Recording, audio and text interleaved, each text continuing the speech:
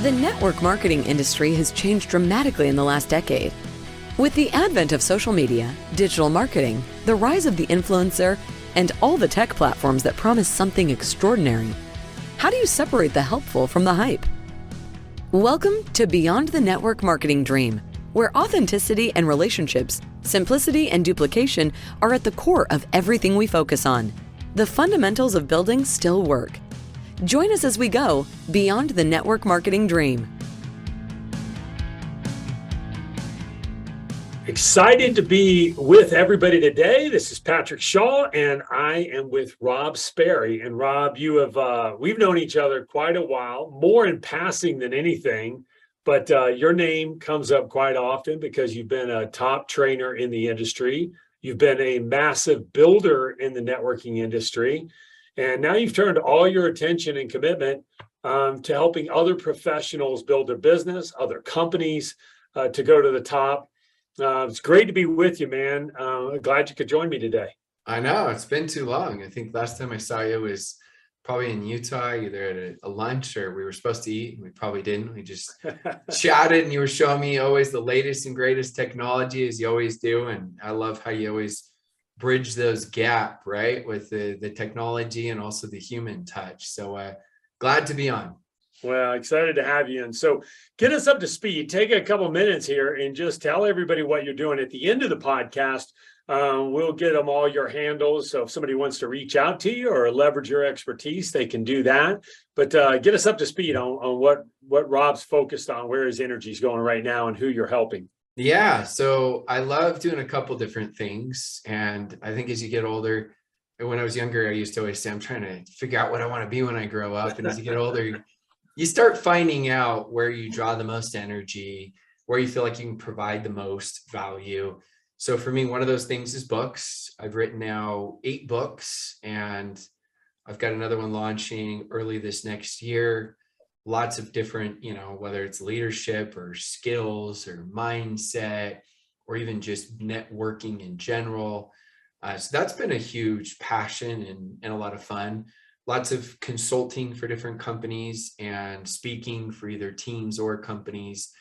And then the thing I'm the most excited about is I've done now about 25 masterminds over the last 4 years. And those are a ton of fun because that's when, rather than talking at people, right, you get to collaborate and talk with people and really answer their questions and do deep dives. And so I do one that's a leader of leaders. It's 6, 7, and 8 figure earners.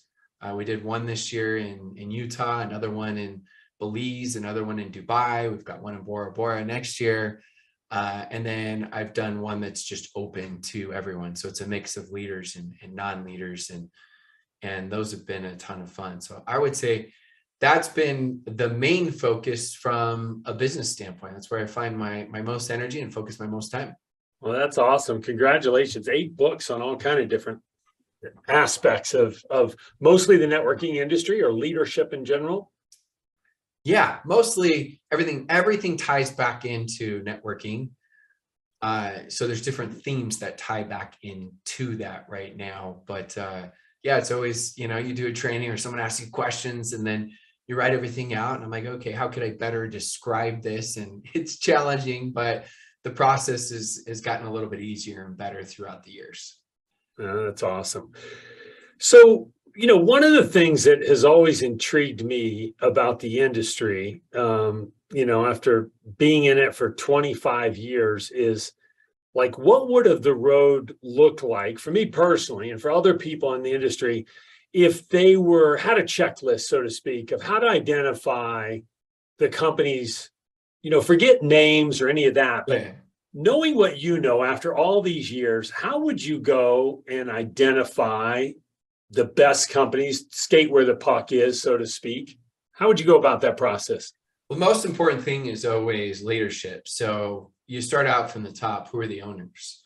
And I get it. With any due diligence, some things you just don't know. You do your best to try to find good information, good sources of information for multiple people. Because typically if there's smoke, there's fire, right?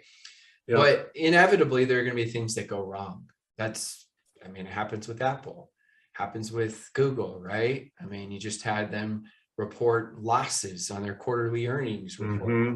So there's always going to be things that go wrong, but they're the ones that can right the ship. They're the ones that can either be innovative, or we should close this market, or we need to open these markets, or we need to come out with a new product, or we came out with too many products, or we need to listen more to our field, right? Okay, rapid fire then. What are the three most important things within leadership? Is stability one of them? How long have they been there? Or how would you rank those, what you're looking for in leadership? Yeah, so I would say, first off, ownership, I would say I would look at what's their track record. First off, what's their track record just in general? Second off would be what's their track record specific to network marketing. If they don't have a track record in network marketing, but are, say, billionaires, let's just go the extreme, outside of network marketing, it doesn't always translate completely. Right. And so then I want to know, who have they surrounded themselves with?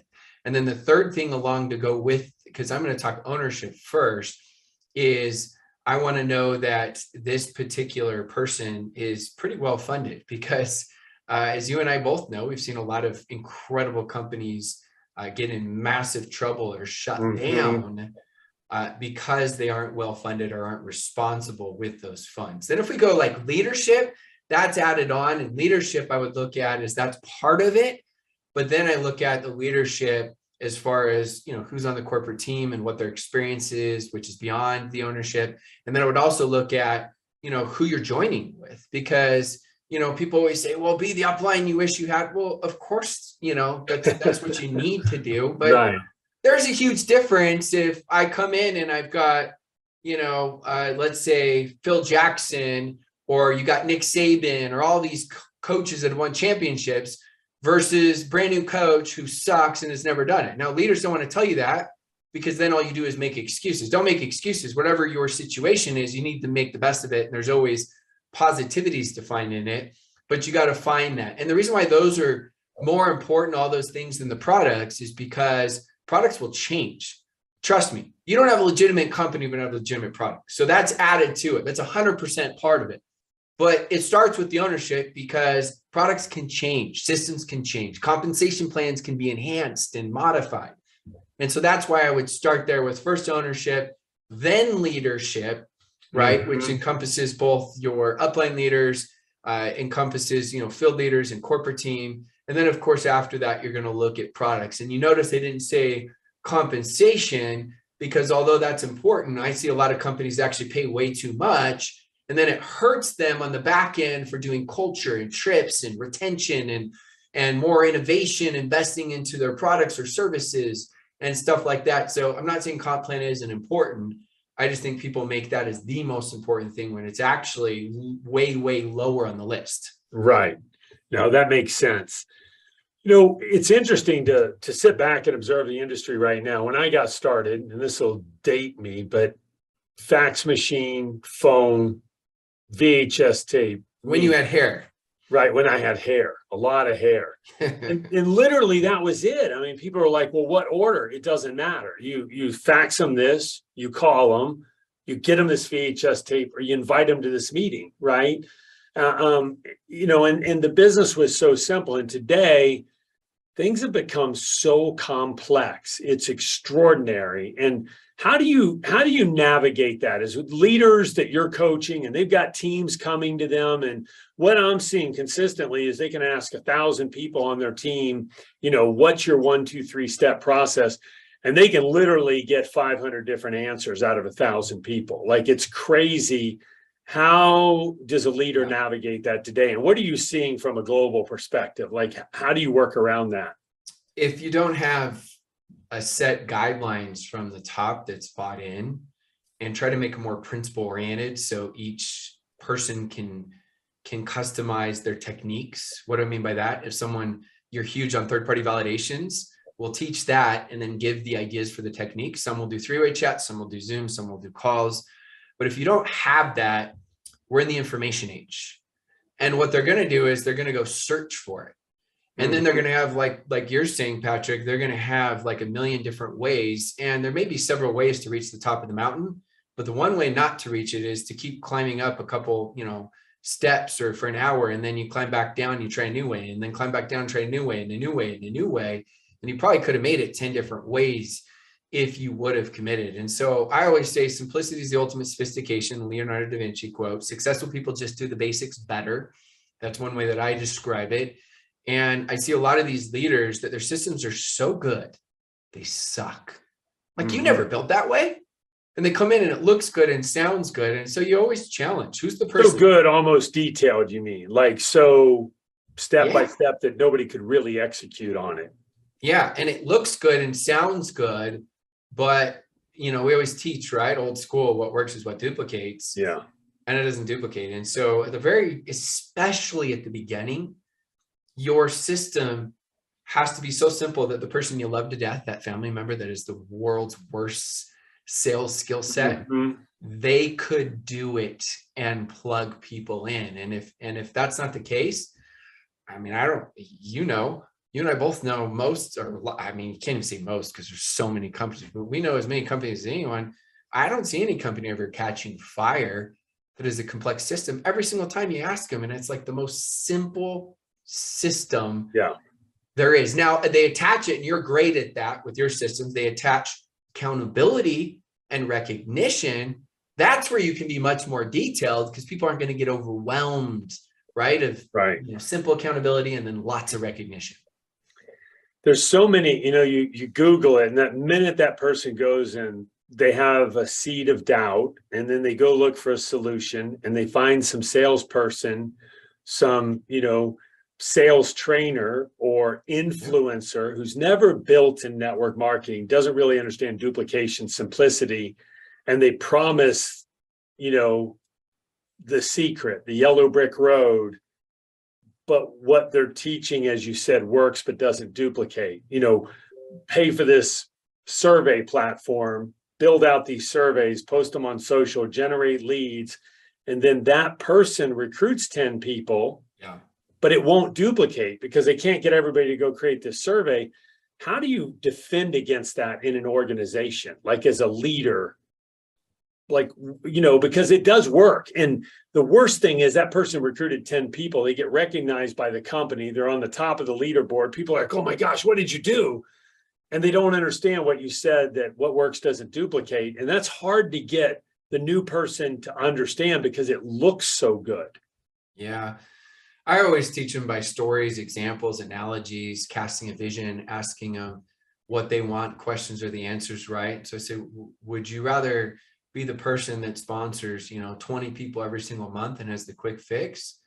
Or would you, and you feel like you're starting over almost every single month? Or would you rather be the person that, you have that decision to make 2-3 years from now because you're a leader of leaders, because you've built an organization, and too many people are leaders of followers. How do I know this? Because I did it all the wrong way. I was the number one recruiter out of 1 million distributors.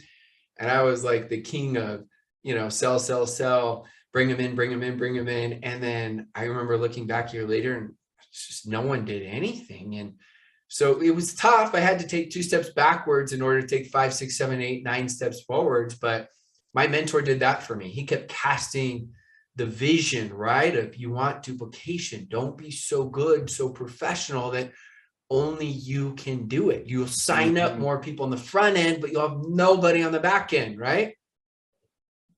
What's the impact with COVID? We've been through that whole thing, and it's certainly slowed down the high touch part of the business, the events, some of the culture building things, the repetition of weekly meetings for some organizations. What's your view of some of that? Are we going to get back to just as much? Has that changed a little bit, even with technology and all of that, and so many people being on Zooms constantly? Kind of what's your perspective of some of that from a leadership perspective? Yeah, I think everything is always learning. I think people go usually too extreme on things and then learn from it. And they go back and forth, trying to get it better and better. And as a whole, that happens. Of course, people went to the extreme just online. And the problem is, you think about this. We teach the cliche that leaders are born at events because it's true. Go to a concert and try to describe the concert to someone. Oh, it's amazing. The music was good. The ambiance, the atmosphere. And they're like, yeah, cool. Sounds good, man. Really cool. Yeah. You can't do it justice. And it's the same thing in an event. There's power in people being together, having a same common goal, a different type of energy that you can't explain, just like when you go to a concert that you love. And so I believe what's going to happen is there's learning lessons where, a lot of people improve their systems. They realize how much more they have to continue to improve their systems online. But they also are realizing that on top of that, that they can do some virtual events. So there are companies that I consult and they recommend, hey, you should do a virtual event every year. Prior to COVID, that wasn't even an option or an idea. And so that helps a ton. Companies are live streaming more, which has a huge strength. And of course, there's a weakness because some people will default to that. And then the next one is really, I think they're actually realizing that the in-person events are more important than they thought. Now, maybe they aren't doing them as much. Maybe it's a hybrid now, but they understand that a couple times a year, you got to come together. Whether you're doing your own team retreat, whether it's a company retreat or a regional one, whatever it is, that human connection or element will never be taken away of just being in person. That proximity is so key and crucial. Yeah, it's a big deal, isn't it? And you see a lot of companies that are almost trying to coach this easy road, almost to the degree of, hey, you don't even have to talk to anybody. And they're leaning on the digital marketing world, which, that's a slippery slope too. And we've seen it more in the crypto space and some of those companies that are just trying to do everything digitally, but I think they're missing the heart and soul of networking. No, 100%. And, everyone learns. The other problem is, this is the allure of it is an easier sell and pitch. So it's a lot easier to bring people in on the front end. We say, hey, never going to have to do this, never going to have to do that. And it's really easy. And all you have to do is just follow our system and you send out links and people just sign up and it sounds good. So you may get them to sign up based on the idea of it, but the execution doesn't work like that. And so eventually the duplication doesn't happen. Yeah. It's such almost seems like a mundane kind of question anymore, but it's so intrinsic to networking, that personal growth space. One or two books that have affected you personally at this stage that you're at, that you're reading, I'd love to know kind of what's hit you most in the last year. So probably the book that's taking, I think, of course, most people have heard of it, I feel like, but You Live in Your Own World, is Atomic Habits. And, that one, it's not a concept we don't understand. It was just the way that it was laid out just made so much sense. And so James Clear, right? Yeah.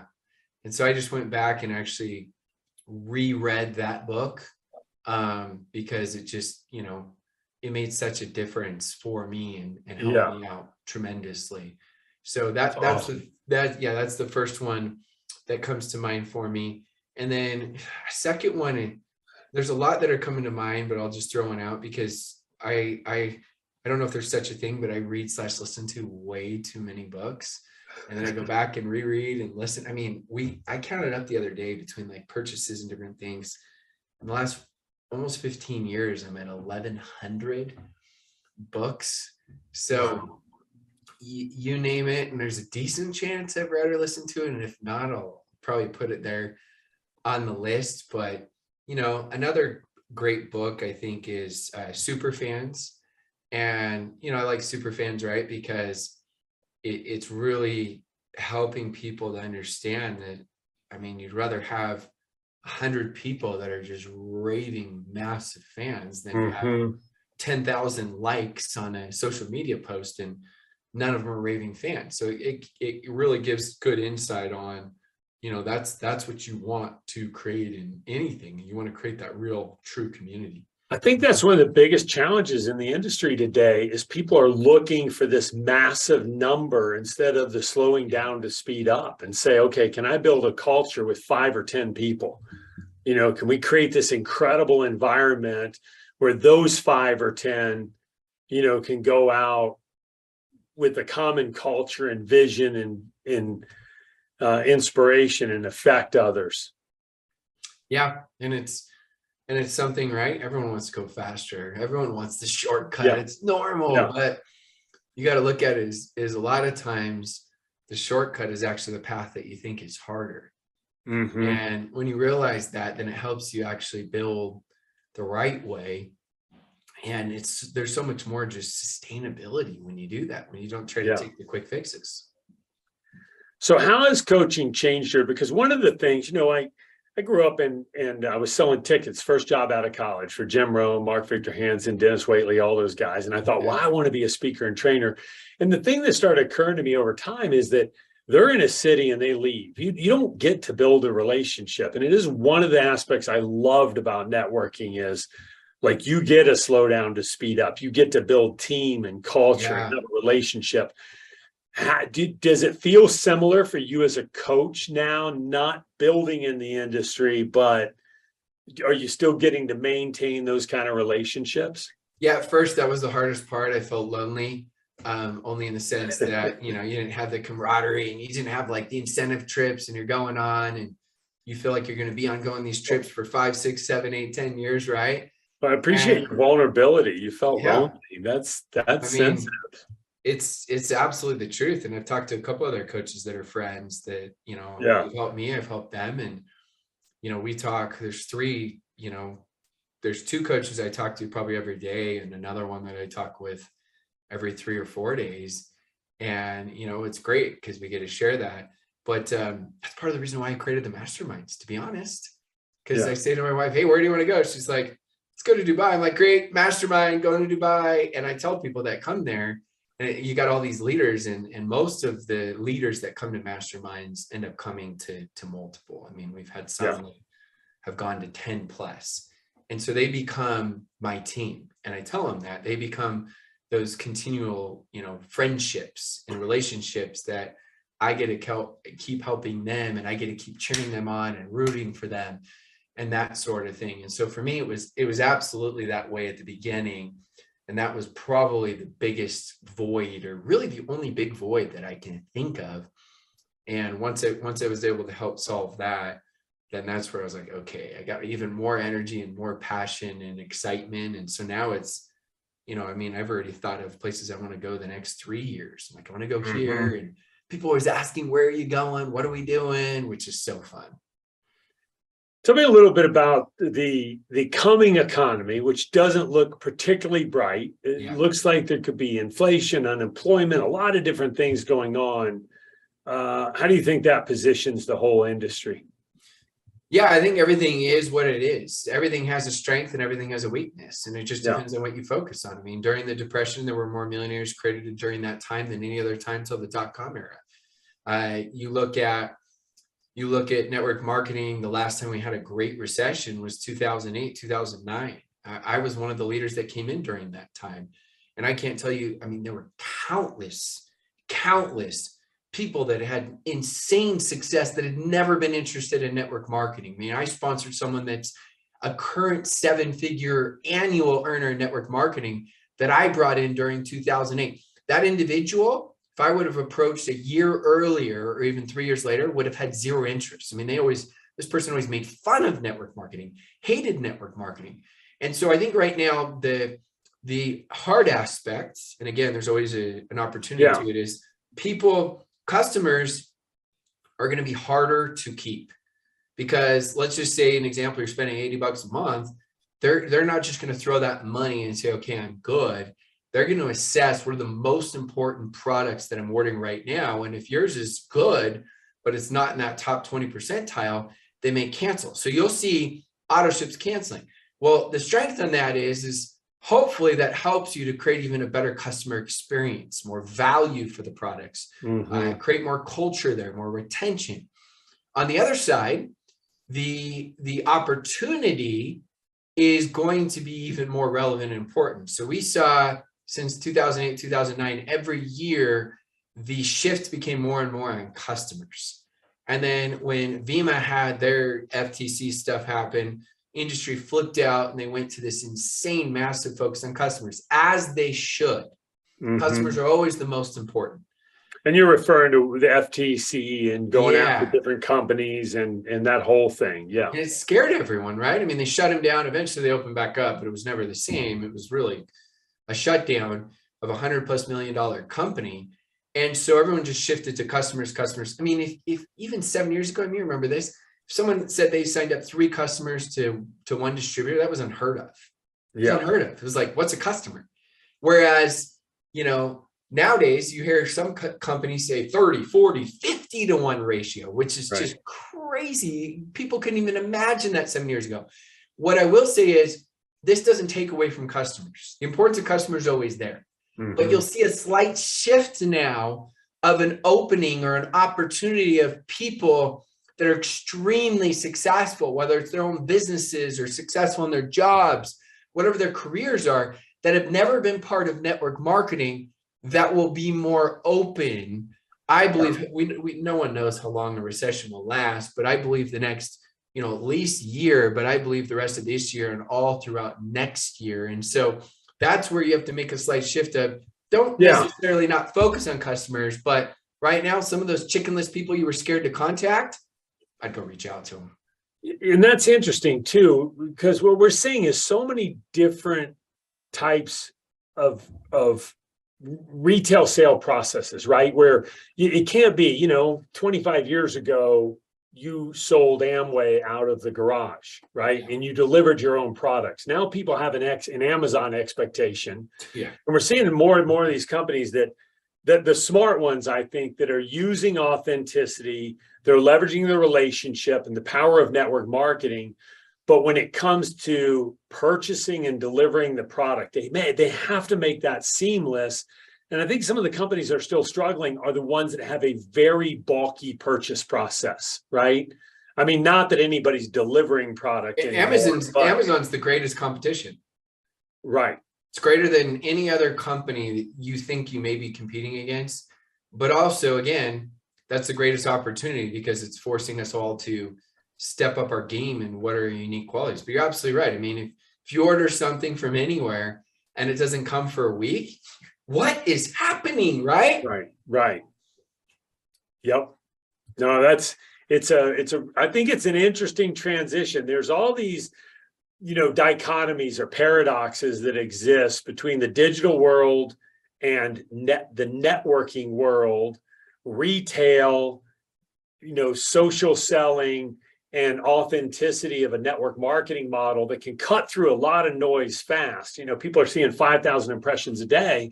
And the reality is those are distracting. What cuts immediately through that noise is the personal relationship. But then when it comes to the buy, you better make it so darn simple and quick, right? That it feels normal to me. Don't make it clunky. And then if you try to recruit me and you're asking me to do something that's clunky or slow or I'm not familiar with in the modern era of purchasing, right? It starts to break down. And I think companies have to be on the smart side of that. 100%. They got to keep adapting. And, I get it. There's a million things that they want to focus on, but that now has just become a standard, as you're talking about. It's just an expectation. And we've got to make sure that we deliver on that expectation and remove any of those, barriers that could slow down the process. Yeah. Well, that's awesome. Well, Rob, it's been any closing thoughts here before I give you a shout out to if somebody's a networker and they're wanting to follow Rob Sperry, how do they do that? And if they're a leader and they want to reach out to you about coaching, let them know how to reach out to you there. And any closing thoughts you've got? Yeah, biggest thing I would just say for anyone that is a networker is make sure you take deliberate action. I think there's confusion when people promote the 10,000 hour rule. It's 10,000 hours of deliberate practice. You see a lot of people that do things for their entire lives and never get any better at it. I coach tennis and I saw people play for 10 years, never got any better. So it's deliberate practice. And, that deliberate practice is really going to be focusing 80% of your time on making new invites. That's how you get better at the invite follow-up, close, presentations, handling objections. But too many people confuse being busy with being productive. And so they just spend a lot of time, but really It's just Right. they're not clocking in and out, right? They're wasting time. And so just be deliberate with your time. That's the most valuable thing we have on this earth. And those would be my parting words. That's awesome. Well, that's, listen, that speaks to what I'm passionate about, and the whole 4 disciplines of execution, which we'll have to discuss in the next call. But that's great advice. And then how do people reach you, Rob? Best thing is just my name. So think of Sperry the shoe. I wish I were related someday. Hopefully I have some huge inheritance I didn't know about. But Rob Sperry, and honestly, just first and last name, and you'll find me both on the gram. You'll find me on Facebook. You can search me on YouTube, but that's the easiest way. Awesome. Well, thanks so much for the time today. Thanks for having me. Thank you for listening to Beyond the Network Marketing Dream with Patrick Shaw. For more insights on building a solid networking business, visit our website at rapidfunnel.com/MLM. If you loved our content, please share, like, and subscribe. We look forward to seeing you in the next episode.